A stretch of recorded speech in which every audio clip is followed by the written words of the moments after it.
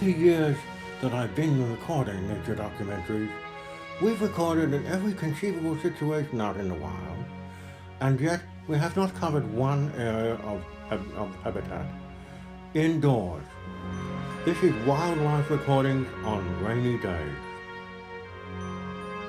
It may be interesting to follow the life of one individual, but the life of the herd is infinitely more varied and interesting as the interest is gained through the interaction of individuals one with another. Here they are at the drinking hole, the water hole. I'm not sure what the stain is on the kitchen bench, but they're evidently enjoying it. Just look at the activity between the two at the top there.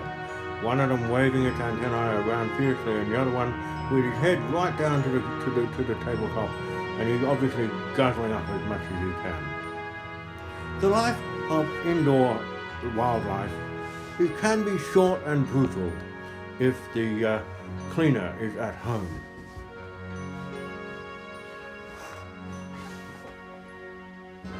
So every opportunity is taken to make as much of the life as it is possible to make.